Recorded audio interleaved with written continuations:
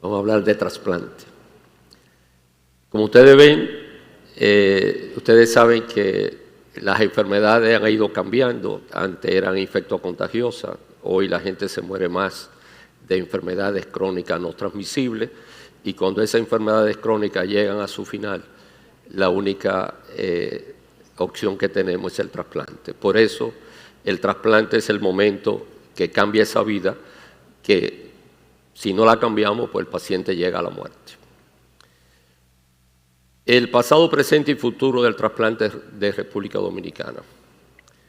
Yo le voy a presentar aquí de un sueño pionero cuando comenzamos o cuando intentaron hacer trasplante, a lo que es el desafío del futuro, porque todavía tenemos mucho por hacer y mucho que lograr en el futuro. Esta es la historia del trasplante. Este fue el primer trasplante exitoso que hubo en el mundo, entre gemelos idénticos. Se hizo en el Brigham de Massachusetts, en Boston. Estos son unos gemelos idénticos. El del centro es el doctor Murray, que fue el cirujano. Y estos gemelos, hay una anécdota muy buena, cuando se le dieron de alta, que ya estaban ambulatorios, entraron a un banco, y como entraron con una mascarilla, alguien dijo que había un asalto en el banco, y llegó la policía y se lo llevó preso. O sea que el primer trasplante tuvo esa anécdota. Aquí tenemos el primer trasplante que se hizo en República Dominicana. Fue un trasplante no de órganos sólidos, sino fue de tejido. Lo hizo el doctor Rafael Valdés, y fue de córnea en este año, en 1968. Este fue el primer intento de trasplante que hubo en República Dominicana. No se puede hablar de trasplante, podemos hablar de intento, porque el doctor Junen, con una iniciativa admirable para esos tiempos, 1972, tomó de la morgue del Hospital Padre Villini, ya una persona que estaba fallecida en la morgue, le trajo un riñón. Él mismo lo cuenta cuando llegó caminando al Conde para coger un carro, se dio cuenta que el riñón que había cogido tenía un quiste, se devolvió, buscó el otro. Fue un trasplante sin HLA, sin prueba cruzada. Obviamente salió en la prensa a todo dar. Yo era estudiante de medicina y yo recuerdo haber leído en el Última Hora el trasplante. El paciente obviamente despertó de una cirugía, habló, lo entrevistaron y murió. 1972. Después de eso, el trasplante duró del año 72 hasta 1986. La foto de la izquierda es el primer trasplante de órgano sólido exitoso en República Dominicana. Fue en el José María Cabral Ibáez. Ahí ustedes ven al doctor Aceley Vaquero y el doctor Rodolfo Ortiz. Eso fue en diciembre de 1986. La segunda foto, tenemos al doctor Vaquero con el primer riñón que se extrae en República Dominicana, Hospital Gautier. Este soy yo. Cuando lo sacan, nadie sabía perfundirlo. Yo tenía experiencia en perfusión, lo perfundí, se colocó. Este fue el primer programa de trasplante Hospital Gautier. Ahí se integró, se acababa de graduar el doctor Caraballo. El doctor Caraballo se entrenó después, fue a Puerto Rico y fue el urólogo por mucho tiempo del equipo de trasplante. Y no solamente, no había mucha gente que podía extraer un riñón en condiciones para poder ser implantado. El doctor Caraballo nos dio apoyo en el Centro Médico UCE y en un principio en el Hospital General de la Plaza de la Salud. Aquí tenemos la rueda de prensa. Aquí hay varias personas que ya están fallecidas, como el doctor Eribáez, el doctor Goico, ese es el doctor Vaquero, este soy yo, el doctor Nicolás Rizic, que tenía pelo todavía, y la doctora Hilda Lafontaine. Y en la próxima, ustedes me ven, no sé cómo creían en mí, este soy yo, con los 2 primeros pacientes que se trasplantaron en Santo Domingo. Yo me tiré esa foto, no sabía que la iba a poder usar en un futuro. Eso fue en el Centro Médico UCE. Ellos se dializaban allá. Ellos, para hacer estos trasplantes, como aquí dice, yo lo preparé en el Centro Médico UCE. Los estudios de HLA y la prueba cruzada se realizaron en Cuba. Había que mandar la sangre en Cubana de Aviación los domingos. Muchas veces se coagulaban y había que mandarla de nuevo. Y los trasplantes se hicieron en El Salvador B. Gautier. El primer trasplante de médula ósea lo hicieron, ya esto es tejido, en el Hospital Dr. Heriberto Peter, solamente se hizo 1 o 2, luego el programa se trasladó al Hospital General de la Plaza de la Salud y los médicos actuantes fueron la doctora Nancy Alán, que todo el mundo la conoce, la doctora María Benson y el doctor Julio Amado Castaño. Bueno, ya aquí el trasplante comienza a tener un poco más vamos a decir, de ordenamiento legal. En el año 98, en agosto, se promulga la ley 329-98, que es la que rige todo, regula la donación, el legado, la extracción, la conservación, el intercambio de órganos, todo con fines de trasplante. Ya a partir de esta ley, pues, ya no pueden pasar cosas como la que hizo el doctor Yunen en el año 72 y lo que hicimos nosotros también en el año 86, porque en esa época los pacientes en diálisis se morían muy rápidamente y nosotros comenzamos a hacer trasplantes incluso sin tener determinaciones de inmunosupresores en sangre. Yo recuerdo que en esa época se usaba ciclosporina y comenzábamos con un esquema de 10 por kilo, luego lo bajábamos a 7, a 5, a 3, y la única manera que teníamos de determinar los niveles de ciclosporina en esa época era poniéndole una hoja de papel bond en las manos a los pacientes, y si había tremor, pues estaban intoxicados. Y entonces le bajábamos la dosis. O sea, pero era una manera de hacer medicina porque los pacientes se nos morían en diálisis. Estamos hablando de una diálisis que estaba atrasada, los riñones artificiales no eran computarizados, todo era, no tenían alarma, las alarmas eran visuales y prácticamente yo en mi principio, cuando llegué especialista en toda la capital, habían 4 pacientes en diálisis. Y en Santiago habían 2 o 3 más. No había nadie.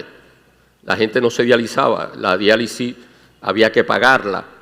Y había un riñón artificial en Albert González, había otro en Yunen, había otro en el Gautier. 3 riñones artificiales en toda la capital. Y 4 pacientes. Cuando aparecía un 5º paciente, todos los nefrólogos sabían que entraba un 5º paciente a diálisis porque era como algo, Caraballo tiene un paciente nuevo, ¿no verdad? O sea, porque no habían pacientes. Y en esa época se realizaban tan poco que la diálisis, los nefrólogos que lograban dializar a alguien cobraban mucho. Yo, que vine de un país donde todo era gratis, yo comencé a dializar barato. Y los pacientes míos comenzaron eso me ayudó mucho, a venir de un sitio donde la medicina era gratis, y yo comencé cobrando 325 pesos por diálisis. Donde me quedaban 100 pesos a mí, le daba 50 a la técnica, 125 era el kit de diálisis y lo otro era para la clínica Abel González. Conclusión, mis pacientes comenzaron a dializarse 3 veces por semana y los de los otros nefrólogos se dializaban 1 vez cada 10 días, porque le cobraban mucho. Entonces los míos comenzaron a verse bien. yo comencé a preparar personas y lo mandé afuera para trasplantar. Y cuando hicimos el primer trasplante ya en el 86, yo tenía casi media docena de pacientes, casi una docena de pacientes, perdón, que había mandado a trasplantar fuera del país. O sea que el trasplante para mí siempre fue, bueno, el trasplante fue lo que me llevó a la nefrología.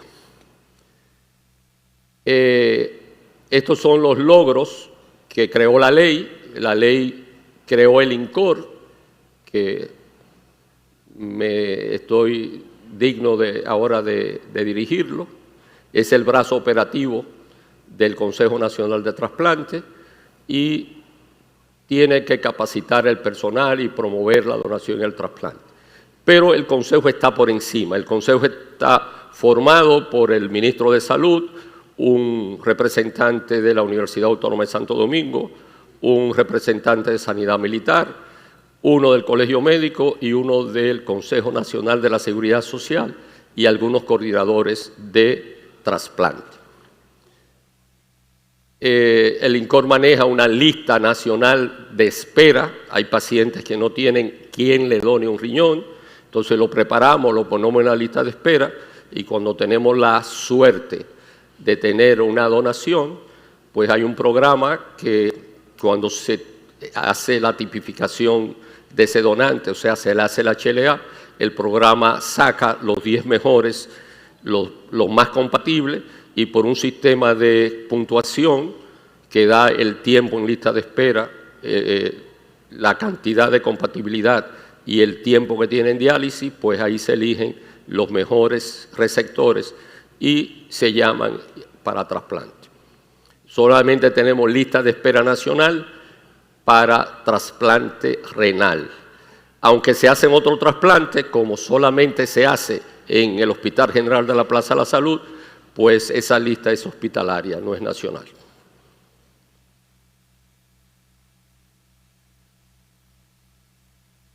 Por más vuelta que le demos, para ciertas enfermedades ya al final, el trasplante de órganos sigue representando la mejor opción para salvar esos pacientes que llegan a la cirrosis terminal, a la insuficiencia cardíaca ya donde los medicamentos ni Pedro puede hacer nada, para los pacientes que están en diálisis y para aquellos pacientes que tienen patología pulmonar que ya, aunque estén sentados con oxígeno puesto, ya no pueden vivir. Esto es lo que hemos hecho. No solamente se hace en República Dominicana, se han hecho trasplantes de córnea ni de riñón. Aquí tenemos el primer trasplante hepático, se hizo en el 2007, el cirujano fue el doctor Giomar Figueroa y el gastroenterólogo fue el doctor Manuel Pérez Méndez. El primer trasplante renal de donante fallecido, duramos 20 años, de 1986, de 1986-87 hasta el 2007, duramos 20 años haciendo trasplantes renales de donante vivo. El primer trasplante de donante fallecido lo hicimos durante una tormenta, la tormenta Olga, en el 2007. El cirujano fue el doctor Giomar Figueroa y el paciente era mío y yo fui el nefrólogo. Se hizo un trasplante cardíaco, se han hecho 3 trasplantes cardíacos en República Dominicana, uno exitoso, que es este. Los cirujanos fueron la doctora Bernarda Sedano y el doctor Guerrero Columna. Esta paciente murió el año pasado, duró del 12 al 25, 13 años, sobrepasó lo que normalmente debe durar un trasplante. Hay trasplante de páncreas también. Este es el primero exitoso. El primero lo hicimos Giomar y quien les habla. Por mala suerte el paciente falleció. Y el primer trasplante pediátrico de donante vivo, donde se toma un segmento del hígado del donante y se le pone al niño. Por lo regular son niños que nacen con atresia biliar y ya la cirugía de Kasai no, que es una cirugía que puede resolver la atresia biliar en un gran número de pacientes, pues cuando ya esto no sucede, pues entonces hay que hacerlo del trasplante hepático. Estos trasplantes hepáticos que se han hecho en República Dominicana, se han hecho 4 o 5 pediátricos, Se hacen en la Plaza de la Salud, la doctora Cornelio es la gastroenteróloga que lo prepara y lo sigue, y con cirujanos que están entrenándose, y funda Hígado América, que es una fundación venezolana y norteamericana, viene y nos ayuda a hacer estos trasplantes. Este es el INCOR, como decía, ya habíamos hablado de esto. ¿Y cuál es la realidad actual? Hay 5 programas de trasplante renal de donante vivo, 3 tienen vivos y fallecidos. Los que hacen vivo solo es Sedimat y la Fundación Vaquero, y lo que hacemos trasplante, o donde hacen trasplante de donante vivo y de donante fallecido, es el Secanot, el HOMS y la Plaza de la Salud. Hay de córneas, hay 10 instituciones o oftalmólogos que hacen trasplante de córnea. La mayoría de las córneas son compradas fuera del país. Una córnea sale alrededor casi de $2.000. Captar una córnea aquí saldría en $200, $300, y por cada córnea se pueden trasplantar 2 pacientes. Sin embargo, hay muy pocas donaciones. Y un centro que hace trasplante de médula ósea, que ha hecho casi 60 trasplantes. Esos trasplantes de médula ósea son autólogos, donde se toma la médula ósea del paciente, se extraen las células madre, esas células madre se ponen a cultivar y luego se le inyectan al paciente. Todavía solamente se ha hecho un trasplante de médula ósea halogénico en el país. Estas son las estadísticas. Aquí tenemos de este lado el total de trasplantes renales, 557. Esta es la edad, de los que están en lista de espera. Hay 557 pacientes en lista de espera esperando riñón. La mayoría son hombres, los otros son femeninos. Esta es la edad de los pacientes. Los años cumplidos en la lista de espera, fíjense que hay 77 pacientes que tienen más de 5 años esperando un riñón. Y los centros que hacen trasplantes de donantes fallecidos, que ingresan pacientes a la lista de espera, la Plaza de la Salud tiene 364, el HOMS 128 y el Secanor 65. Esto es la cantidad de trasplantes que se han hecho en República Dominicana. La gente cree que no trabajamos, pero trabajamos. Mire, 5.896 trasplantes se han hecho en nuestro país. Esto es estadísticas nacionales, de los cuales la mayoría son de córnea. El año pasado se hicieron 420 trasplantes de córnea. De riñón es el segundo, 1.701 trasplantes, 57 de hígado, 3 de páncreas, 3 de hígado y 97 de médula ósea. Este es el futuro. Hay una resolución del Consejo Nacional de la Seguridad Social, que si ustedes lo leen ahí, habla de que se tiene que tomar en cuenta ya los trasplantes para cobertura de páncreas, de corazón, de hígado y de médula ósea. Y estamos trabajando en eso. Ya tenemos los protocolos. Déjenme tomar un minuto para que ustedes entiendan por qué el trasplante renal es que se hace más frecuente. Es porque es el único que tiene cobertura. Para uno trasplantarse en República Dominicana de riñón, ya sea de donante fallecido o de donante vivo, lo único que tiene que pagar el paciente es el equivalente a un sueldo mínimo.